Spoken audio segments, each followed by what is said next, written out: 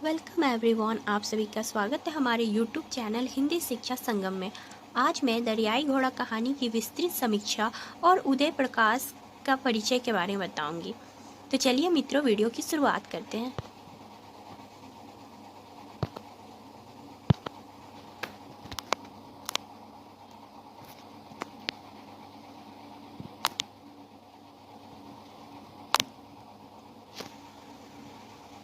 उदय प्रकाश रचनाकार का परिचय। उदय प्रकाश समकालीन हिंदी साहित्य के महत्वपूर्ण कथाकार, कवि, पत्रकार और अनुवादक हैं।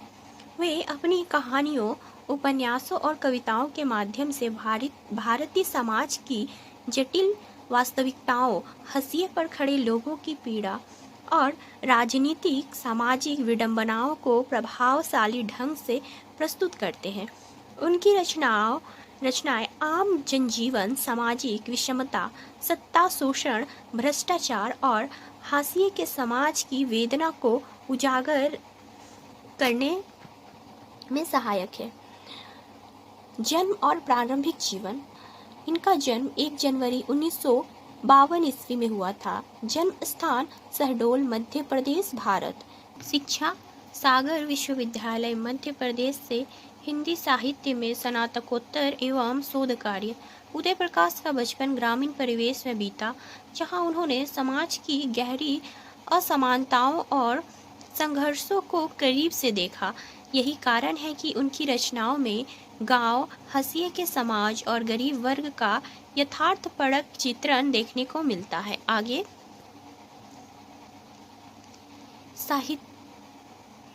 साहित्यिक परिचय में इन्होंने मुख्यतः कहानी, उपन्यास, कविता, निबंध और आलोचना अनुवाद की रचना की।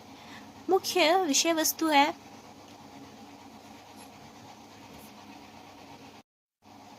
सामाजिक असमानता और जातिवाद, सत्ता और शोषण, आधुनिक जीवन की विडंबना, दलित विमर्श और हाशिए पर खड़े लोगों की समस्या, राजनीतिक और प्रशासन की सच्चाइयाँ, पूंजीवाद और उपभोक्तावाद का प्रभाव, मानवीय संवेदनाएं और अस्तित्ववाद। सम्मान और पुरस्कार। उदय प्रकाश को उनकी साहित्यिक उपलब्धियों के लिए कई प्रतिष्ठित पुरस्कार प्राप्त हुए हैं, जिनमें मुख्य है साहित्य अकादमी पुरस्कार 2010 में कहानी संग्रह मोहनदास के लिए, पहल सम्मान हिंदी साहित्य में योगदान के लिए श्रीकांत वर्मा पुरस्कार, व्यास सम्मान, साउथ एशियन लिटरेरी अवार्ड, अंतर्राष्ट्रीय स्तर पर मान्यता प्राप्त। मुख्य रचनाएं कहानियां हैं इनकी। उदय प्रकाश की कहानियां सामाजिक यथार्थ और व्यक्ति मन के द्वंद्व को गहराई से चित्रित करती है। इनकी प्रमुख कहानियां हैं तिरिच, सामाजिक विडंबनाओं और सत्ता के शोषण को दर्शाने वाली प्रसिद्ध कहानी है। दूसरा है मोहनदास। यह एक आम आदमी के संघर्ष और पहचान की लड़ाई को दर्शाने वाली मार्मिक कहानी है। तीसरा है वॉरेन हेस्टिंग का सांड। इतिहास, राजनीतिक और समाज के त्रिकोण में फंसे व्यक्ति की कथा। दरियाई घोड़ा पूंजीवादी व्यवस्था में मनुष्य के अस्तित्व की खोज और उनकी पीड़ा को दर्शाती कहानी। पीली छतरी वाली लड़की, प्रेम और सामाजिक संघर्ष की कथा। अतृप्त, समाज में बढ़ते नैतिक पतन को उजागर करने वाली रचना। उपन्यास है अपेंडिस, समाज में बढ़ते भ्रष्टाचार, पूंजीवाद और राजनीतिक तानाशाही का चित्रण। कविता संग्रह में है एक भाषा हुआ करती है, रात में हारमोनियम, अबूतर कबूतर। अन्य रचनाएं हैं ईश्वर की आंख, निबंध और विचार, नक्सलबाड़ी और अन्य कविताएं। अनुवाद कार्य में इन्होंने कई महत्वपूर्ण अंतर्राष्ट्रीय साहित्य कृतियों का हिंदी में अनुवाद किया है। भाषा शैली और रचनात्मक विशेषताएं हैं इनकी। उदय प्रकाश की लेखनी सहज, प्रभावमयी और अत्यंत प्रभावशाली होती है। उनकी भाषा शैली निम्नलिखित विशेषताओं से युक्त है। पहली विशेषता है सामाजिक यथार्थवाद। उनकी रचनाएं समाज की सच्चाई को बेबाकी से प्रस्तुत करती है। जातिवाद, शोषण और अन्याय की गहरी समझ उनकी कहानियों में मिलती है। दूसरा है सशक्त कथा शैली। कहानी कहने की उनकी शैली अनूठी और प्रभावशाली है। वे छोटे छोटे विवरणों के माध्यम से पात्रों और परिस्थितियों को जीवंत बना देते हैं। तीसरा है मनोवैज्ञानिक गहराई। उनके पात्र केवल बाहरी दुनिया से नहीं जूझते, बल्कि आंतरिक द्वंद्वों से भी संघर्ष करते हैं। व्यंग और कटाक्ष। उनकी कहानियों में सत्ता, प्रशासन और समाज की कुरीतियों पर तीखा व्यंग देखने को मिलता है। आधुनिकता और प्रयोगधर्मिता, पांचवा पॉइंट है। उन्होंने परंपरागत कथा शैली से अलग हटकर नई प्रयोग किए हैं। उनकी कहानियों में समकालीन संदर्भ का अद्भुत समावेश होता है। उदय प्रकाश का हिंदी साहित्य में योगदान। पहला है यथार्थवादी और जन सरोकारों से जुड़ा साहित्य। उन्होंने हाशिए के लोगों की कहानियों को मुख्य धारा में लाने का कार्य किया है। उनकी रचनाएं दलित, आदिवासी और श्रमिक वर्ग की वास्तविकता को उजागर करती है। दूसरा है नवीन भाषा शैली और प्रयोग। उनकी भाषा में सरलता और गहराई का अद्भुत संतुलन है। वे कहानी में नए प्रतीकों और बिंबों का प्रयोग करते हैं। तीसरा है समाज और राजनीति की बेबाक आलोचना। उनकी रचनाओं में सत्ता और पूंजीवादी व्यवस्था की आलोचना देखने को मिलती है। उन्होंने समाज के दमनकारी तंत्र के खिलाफ साहित्य को आवाज दी है। निष्कर्षतः हम कह सकते हैं कि उदय प्रकाश समकालीन हिंदी साहित्य के उन चुनिंदा रचनाकारों में से एक हैं जिन्होंने साहित्य को सामाजिक बदलाव का माध्यम बनाया है। उनकी कहानियां और उपन्यास भारतीय समाज के संघर्ष, हाशिए के वर्गों की पीड़ा और सत्ता संरचना की जटिलताओं को उजागर करने का कार्य करते हैं। उनकी लेखनी केवल साहित्य तक ही सीमित नहीं है, बल्कि यह समाज को प्रभावित करने और लोगों को जागरूक करने का भी कार्य करती है। इसलिए उन्हें आधुनिक हिंदी साहित्य का जनपक्षीय कथाकार कहा जाता है। आगे हम दरियाई घोड़ा कहानी की विस्तृत समीक्षा पर चर्चा करेंगे। इसमें मूल स्वर है जिजीविषा और मृत्युबोध। यहाँ दरियाई घोड़ा दादाजी का रूपक है। दरियाई घोड़ा शक्ति और बलिष्ठता का प्रतीक भी है। तो चलिए इस कहानी की समीक्षा करते हैं। उदय प्रकाश की सृजनशीलता को विकसित और समृद्ध करने में कविता के साथ कहानी का समान योगदान है। इनकी कविताओं में कथ्य का विस्तार है तो कहानियों में कविता की सुगंध है। ऐसा प्रतीत होता है कि एक ही विषय को उदय प्रकाश अपने हृदय के अंतर्स्पर्श से अभिव्यक्त कर देते हैं। वे स्वयं लिखते हैं, मैं एक ऐसा कुम्हार हूँ जिसने धोखे से या जरूरतवश कभी एक कमी सिल दी और सब उसे दर्जी कह रहे हैं।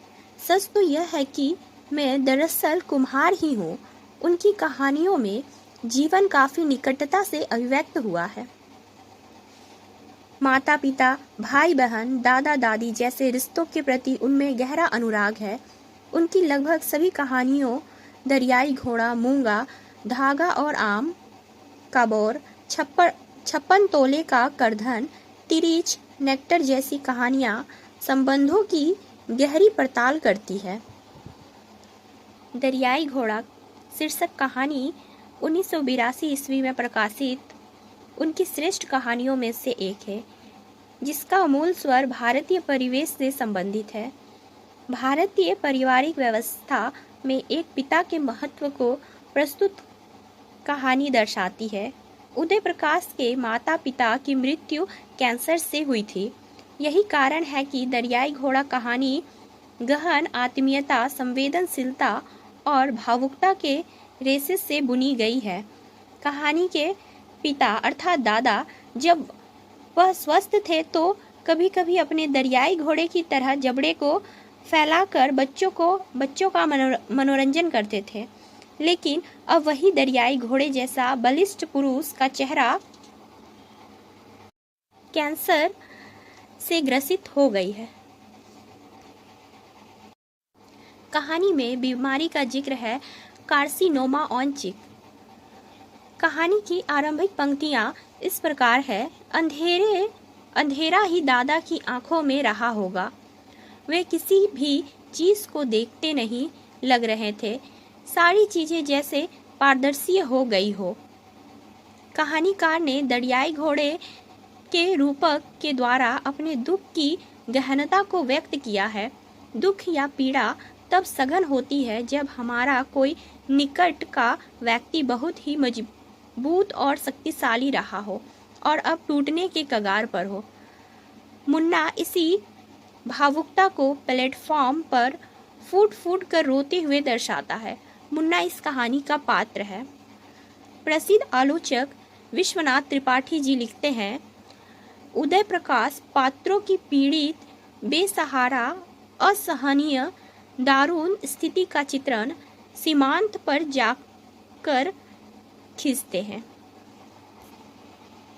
पूरी कहानी में मुन्ना और दादाजी के मन स्थितियों का सुंदर वर्णन होता है। दादाजी के ऑपरेशन के लिए डॉक्टर उसी मुन्ना का खून लेते हैं जिसे वह गैर जिम्मेदार समझते थे। मुन्ना के कर्तव्यनिष्ठता के भाव को समझकर वह अपनी कृतज्ञता ज्ञापित करते हैं। मुन्ना एक संवेदनशील युवक है। पिता का कष्ट उसे भीतर तक स्पर्श कर लेता है। पिता के प्रति परिवार के अन्य सदस्यों की लापरवाही और उदासीनता उसे अच्छी नहीं लगती है। 8 महीने अस्पताल में रहने के कारण पंचायत अधिकारी द्वारा पंचायत का पुनर्गठन करते हुए विपक्ष के नेता भीमराज को सरपंच बना दिया जाता है। पिता की निशानियों को मिटाना, इलाज के पैसे के बदले खरीदारों द्वारा पूरा पैसा न देकर भी जमीन का पट्टा बनवा लेना, पिता की चहेती बहन निम्मो का मायके आ जाना, पम्मी की शादी की उम्र गुजरना जैसी बातों को परिवार के लोगों से सुनकर उसकी तबीयत में संतोषजनक सुधार के बाद भी गिरावट आने लगती है। मुन्ना सोचता है कि दादाजी के नहीं रहने पर बिखराव आ जाएगा, तुम्हारे जाते ही घर बिखर जाएगा। अंततः दादाजी मुन्ना को पढ़ाई करने हेतु जबरदस्ती घर भेज देते हैं और यही कहानी समाप्त हो जाती है। निष्कर्षतः कहा जा सकता है कि प्रस्तुत कहानी एक गहरे मानवीय स्पर्श, संवेदना और आदर्श को दर्शाती है। मुन्ना अपने पिता को बचाने के लिए कृत संकल्प है। उनके जीवन को बचाने के लिए वह हर हाल में चेष्टा करता है। आत्मकथ्य शैली में लिखी गई यह कहानी आज के युवाओं में उस मानवीय संवेदना को जगाती है जो आधुनिकता की छद्म जाल में लुप्त होते जा रहे हैं। उस मूल्य को स्थापित करती है जो भारतीयता की मूल्य पहचान है। तो यह थी मित्रों दरियाई घोड़ा कहानी की विस्तृत समीक्षा। आशा करती हूँ कि आपको यह वीडियो पसंद आए। वीडियो पसंद आए तो वीडियो को लाइक शेयर करें और हमारे चैनल पर यदि नए हो तो चैनल को सब्सक्राइब करें। मिलते हैं अगले वीडियो में, तब तक के लिए धन्यवाद।